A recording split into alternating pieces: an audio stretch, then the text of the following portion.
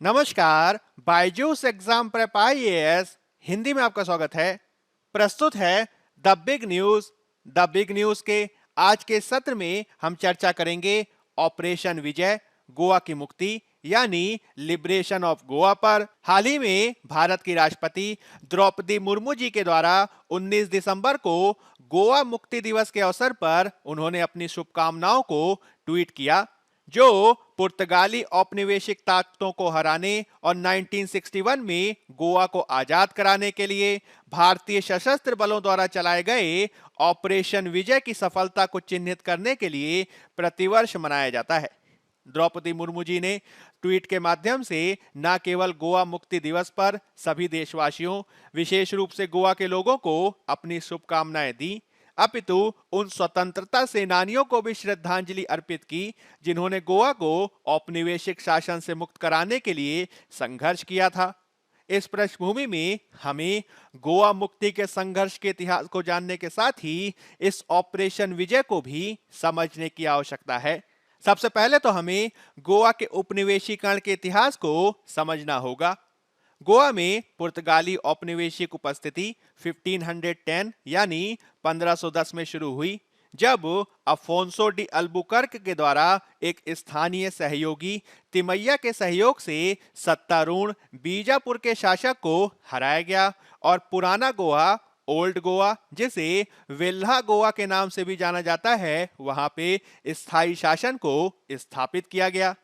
आगे आने वाली शताब्दियों में पुर्तगालियों ने गोवा को लेकर मराठों और दक्कन की विभिन्न सल्तनतों के साथ अपनी लड़ाइयां जारी रखी।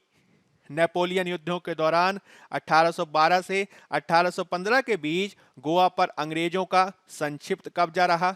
हालांकि फिर बाद में पुर्तगाली पुनः इस पर स्थापित हुए और 1843 में गोवा राजधानी को वेल्हा गोवा से पणजी में स्थानांतरित किया गया।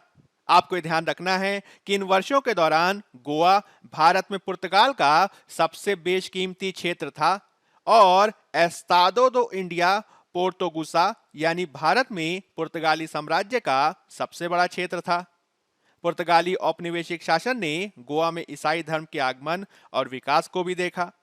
समय के साथ पुर्तगालियों ने एस्तादो दो इंडिया पोर्तुगुसा यानी भारत में पुर्तगाली साम्राज्य के अधिकांश क्षेत्रों को खो दिया, लेकिन गोवा को तब तक बनाए रखा जब तक स्वतंत्र भारत ने स्वयं इसके लिए प्रयास नहीं किया। हमें गोवा की स्वतंत्रता के आंदोलन को भी समझना होगा। 20वीं शताब्दी के अंत तक गोवा ने पुर्तगाल के औपनिवेशिक शासन के विरोध में राष्ट्रवादी भावना के उभार को देखना शुरू कर दिया था, जो भारत के बाकी हिस्सों में ब्रिटिश विरोधी राष्ट्रवादी आंदोलन के साथ मेल खाता था। गोवन राष्ट्रवाद के पिता के रूप में मनाए जाने वाले त्रिस्ताओ दा ब्रांकाकूना जैसे नेताओं ने 1929 में भारतीय राष्ट्रीय कांग्रेस के कलकत्ता सेशन में गोवा राष्ट्रीय कांग्रेस की स्थापना की।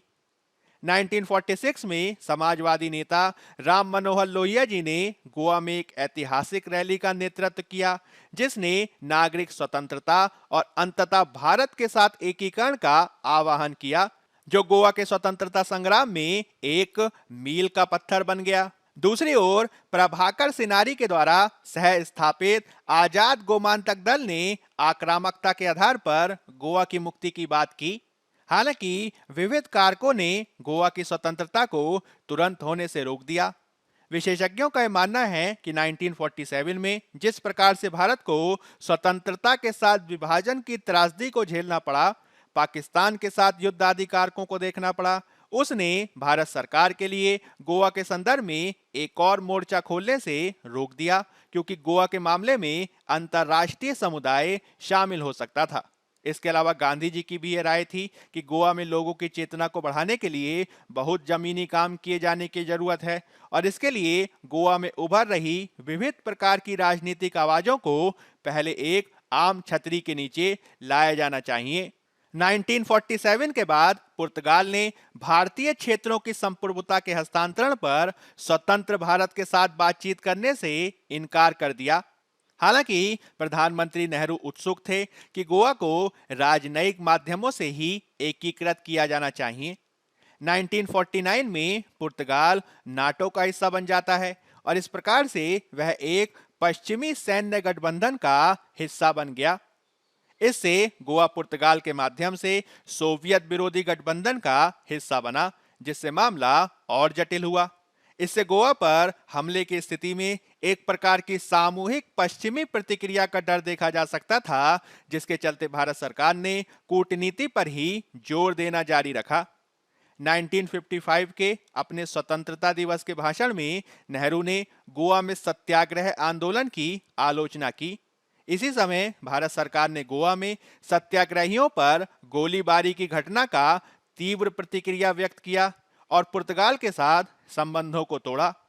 विद्वानों ने इंगित किया है कि चूंकि भारत ने अपनी नीति के स्तंभों के रूप में गुटनिरपेक्ष आंदोलन, औपनिवेशीकरण और साम्राज्यवाद के विरोध का आक्रामक रूप से समर्थन किया था, अतः पुर्तगाल में औपनिवेशिक शासन की निरंतरता तेजी से अस्थिर हुई।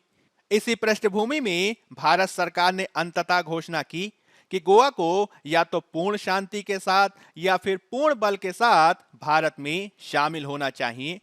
यह ऑपरेशन विजय की पृष्ठभूमि बना, जिसके तहत 18 और 19 दिसंबर 1961 को ऑपरेशन विजय नामक एक पूर्ण सैन्य अभियान देखा गया।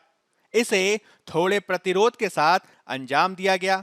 अंततः एक आत्मसमर्पण के साधन यानी इंस्ट्रूमेंट ऑफ सरेंडर पर हस्ताक्षर किए गए, जिससे भारत द्वारा गोवा का विलय हो गया। ऑपरेशन विजय में 36 घंटे से अधिक समय तक हवाई, समुद्र और जमीनी हमलों को किया गया। यह भारत के लिए एक निर्णायक जीत थी, जिसने गोवा आदि के क्षेत्र में पुर्तगाल के 451 वर्षों के शासन को समाप्त कर दिया। इस संक्षिप्त संघर्ष ने दुनिया भर में प्रशंसा और निंदा के वातावरण को भी देखा। भारत में इस कार्यवाही को ऐतिहासिक रूप से भारतीय क्षेत्र की मुक्ति के रूप में देखा गया, जबकि पुर्तगाल ने इसे अपनी राष्ट्रीय मिट्टी और नागरिकों के खिलाफ आक्रमण के रूप में देखा। सोवियत संघ गुटनिरपेक्ष आंदोलन के सदस्यों ने गोवा को आजाद करने के भारत के कदम की सराहना की। हालांकि दूसरी तरफ संयुक्त राष्ट्र संघ, नाटो ज्यादा नकारात्मक थे, क्योंकि उन्होंने भारतीय कार्यवाही को एक ऐसे उतावलेपन और एक ऐसे राष्ट्र के लिए अनुपयुक्त माना जिसने दुनिया को अहिंसा का संदेश दिया था।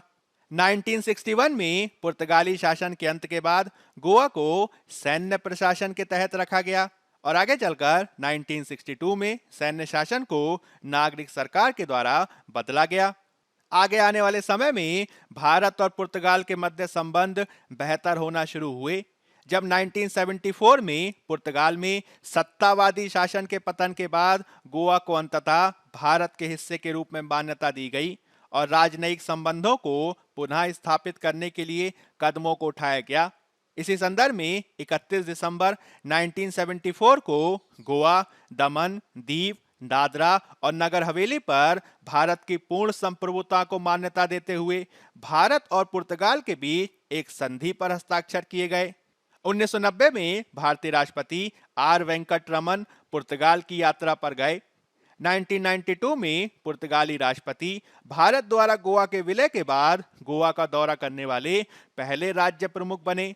इस प्रकार से गोवा मुक्ति दिवस भारतीय स्वतंत्रता संग्राम और पोस्ट मॉडर्न इंडिपेंडेंस के इतिहास में एक बेहद महत्वपूर्ण परिघटना है, जिसे याद रखे जाने की आवश्यकता है। बायजूस एग्जाम प्रेप आईएएस के आज के अंक में फिलहाल इतना ही। धन्यवाद।